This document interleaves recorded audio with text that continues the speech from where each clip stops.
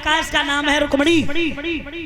ये बचपन से ही भगवान कन्हैया की भक्ति करेगी, पूजा करेगी, इसका विवाह भी कन्हैया के साथ ही होगा। बड़े प्रसन्न हुए।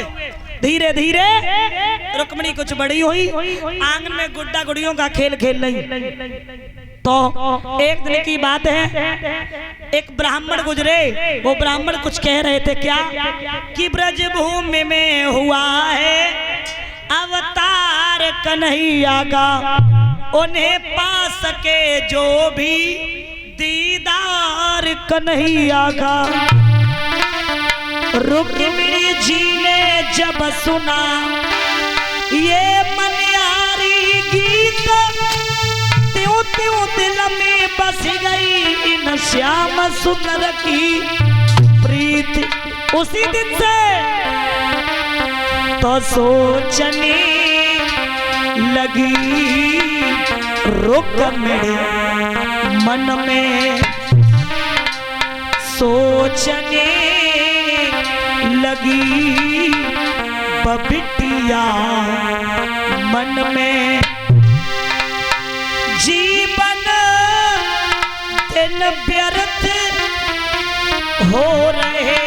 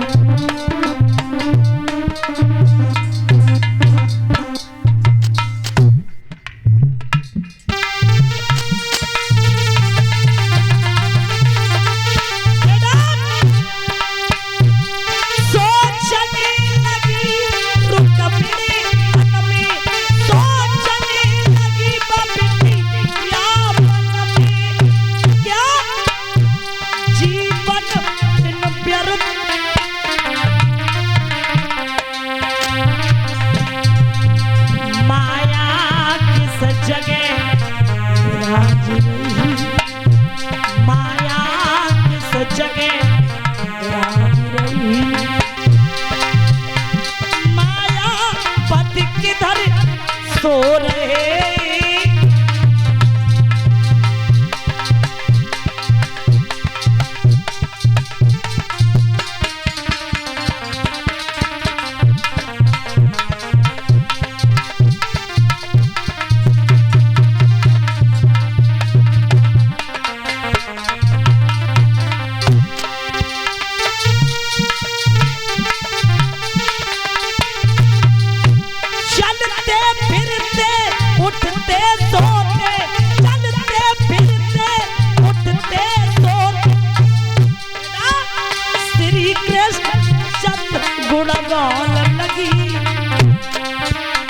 सखियन में जो चर्चा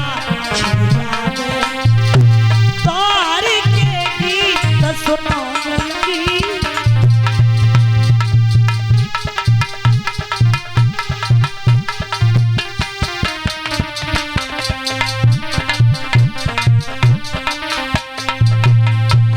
उसी दिन से रुक्मिणी भगवान कन्हैया की दीवानी बन गई। चलते फिरते उठते सोते जागते खाते पीते लेटते बैठते हर तरीके से भगवान का नाम लेने लगी। और जब नाम लेने लगी और कहती है शादी करूंगी तो कन्हैया के साथ करूंगी, वरना आजीवन कुंवारी बनी रहूंगी, किसी के साथ विवाह नहीं करूंगी। तो महाराज उसी समय प्यारे एक दिन की बात है, सहेलियों के साथ में वन में घूमने के लिए गई और जब घूमने के लिए गई तो रुक्मिणी महाराज छुपा छुपी का खेल खेलने लगी।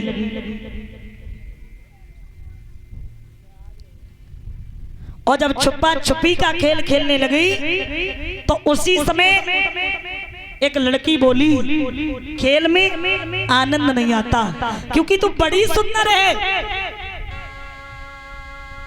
जवाब दिया, बहन सुंदरता की बात करें तो ये संसार ये जग है, यहाँ किसी को काला किसी को गोरा, किसी को पतला किसी को लंबा किसी को छोटा किसी को मोटा, ये भगवान की माया है। और सुंदरता की बात करें तो सुन, मैंने तो बस माना दीदी सुंदरता भरपूर है, इसमें मैं माँ राम की जम्या मरा क्या कसूर है।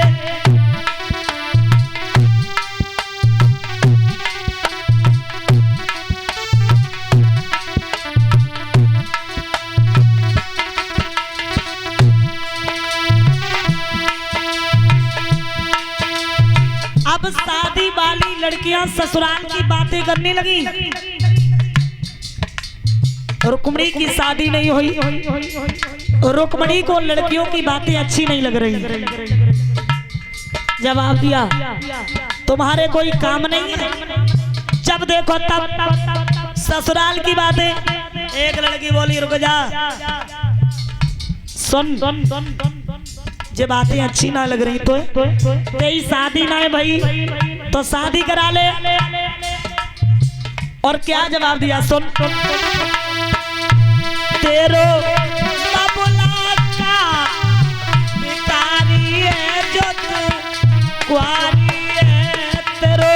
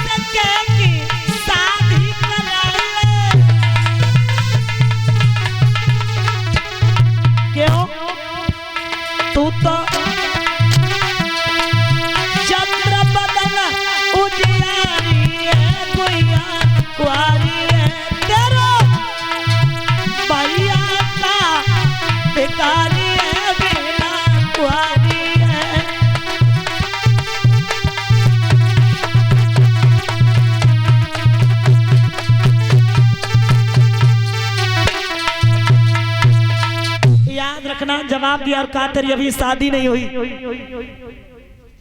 तो तू एक काम कर, अपनी शादी करवा ले। तो आज उसी समय रुक्मिणी घर पे आई। जैसे ही रुक्मिणी घर पे आई, मैया सुदमती ने देखा कि मेरी बेटी अब शादी योग्य हो गई। क्या किया,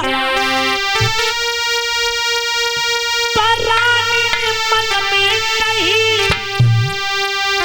बड़ी हुई आई लली मेरी सियानी,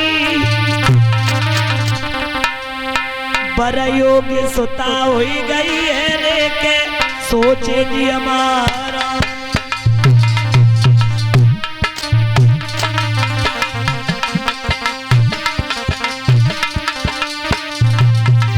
छोटो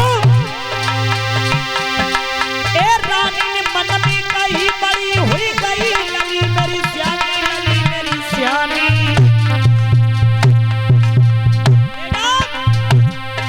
बर योग्य योग्य सुता हो गई है रे क्या सोची जी महारानी योग्य सुता।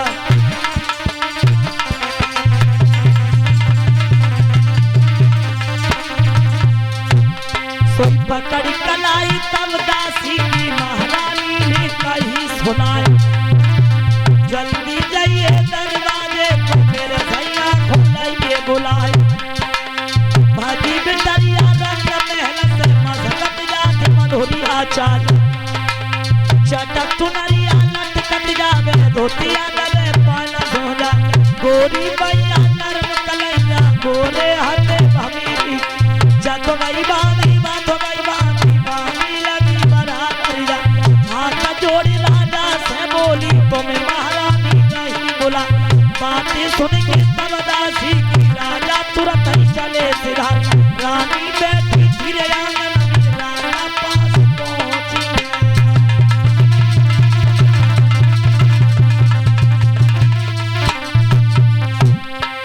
जवाब दिया कहा महारानी क्या जरूरत पड़ गई। तो रानी बोली काहे दिखाई ना दे रहा है सुना घर में बिटिया सियानी है गई है मेरे बालमा बालमा मेरे साजना मेरे बालमा।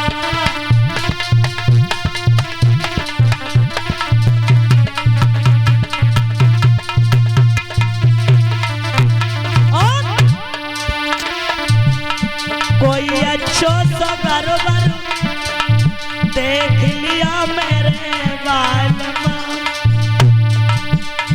बिटिया की शादी कर दिया मेरे बालमा।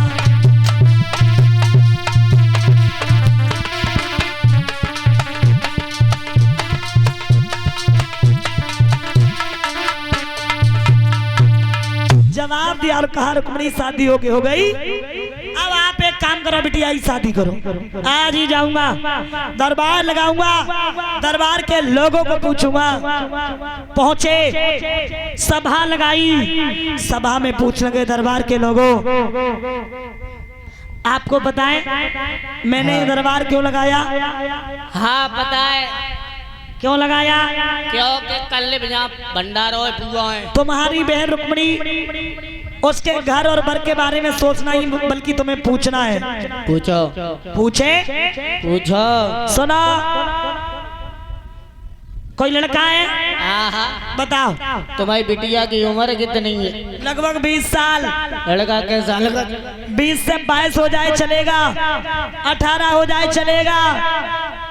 महाराज बोलो लड़का मिल गए मिल गए हाँ मिल गए हाँ मिल गए। मेरा मतलब ये नहीं है ये मत कहो मिल गए फिर क्या कहें मिल गया नहीं लड़का मिल गए 11 साल के 2 महाराज बुद्धि खराब है क्या सुनाई नहीं दिया क्यों चाटा बारिश से खींच के एक के साथ होगी या 4 के साथ होगी तो जाओ